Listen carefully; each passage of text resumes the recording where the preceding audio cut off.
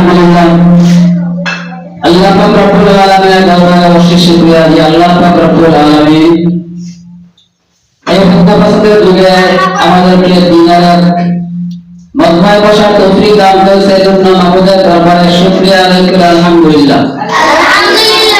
আজ 16 ডিসেম্বর মহান বিজয় দিবস। এই বিজয় দিবস উপলক্ষে আজ বাংলাদেশের বিভিন্ন অঞ্চলে বিভিন্ন স্থানে গান বাজনার আয়োজন করা হয়েছে। সেখান থেকে আমাদেরকে মুক্ত করে আল্লাহ পাক রব্বুল আলামিন দিনের মজমায় বসার তৌফিক দান করেছেন। এখানে আজ আমরা কোরআন তেলাওয়াত শুনব, হামনাত এবং সর্বশেষে দোয়া পাঠ করা হবে। আমাদেরকে প্রথমে আজকের দিন সম্পর্কে জানতে হবে। এই দিনের ইতিহাস আজ বিকৃত হয়ে গেছে। দীর্ঘ 16 বছর তার থেকে বেশি এই বাংলাদেশ দীর্ঘ 9 মাস যুদ্ধ করার পরে স্বাধীন হয়েছে। আমরা অনেকে ছোট, আমরা জানি না যে তখন পুরুষ, মহিলা, বাচ্চা, কিশোর সবাই কি করছে? দেশ রক্ষার্থে যুদ্ধ করছে। তো আগামী মুহূর্তে যুদ্ধ শেষ হওয়ার পরে আমরা দেখা যায় যখন কোনো জায়গায় ঘর আগুন লাগে তখন আমরা সবাই বলি যে আমি পানি দিচ্ছি বলে কি হয়েছে, আগুন নিভে গেছে। কি আর বলে না, আর একজন বলে যে আমি পানি দিচ্ছি বলে আগুন নিভে গেছে। কিন্তু আগুন নিভানোর মানে কে? আগুন নিভানোর মানে আল্লাহ। তো এই দেশটা স্বাধীন হয়েছে একমাত্র মুসলমানদের কারণে এবং মুমিন ব্যক্তির চোখের পানির কারণে।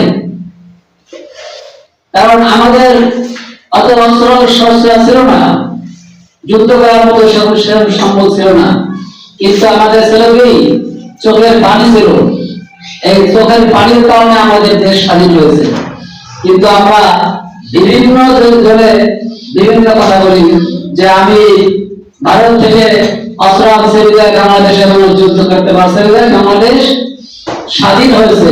কিন্তু না, দেশ স্বাধীন হয়েছে একমাত্র কাদের কারণে? এই জন্য বলে দেশটা আমাদের স্বাধীন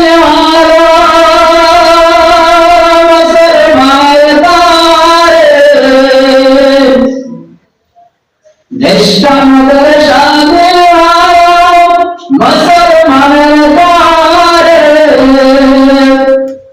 স্বাধীনতার সুফরাজ স্বাধীনতার সুফরাজ উঠল না ভরে চলে গেলে দেশ করিবে শাসন। ঠিক না? এই মুসলমানদের চোখের কারণে এই বাংলাদেশ স্বাধীন হয়েছে। সেই স্বাধীনতার সুফল আজও আমাদের ঘরে পৌঁছায় নাই।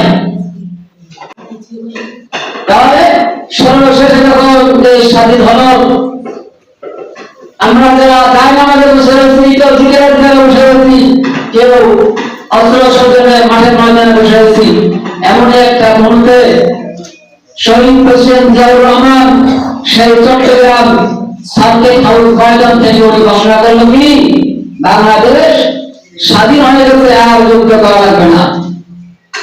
এই ইতিহাস আমরা যদি লেখাপড়া করি আমরা জানতে পারবো।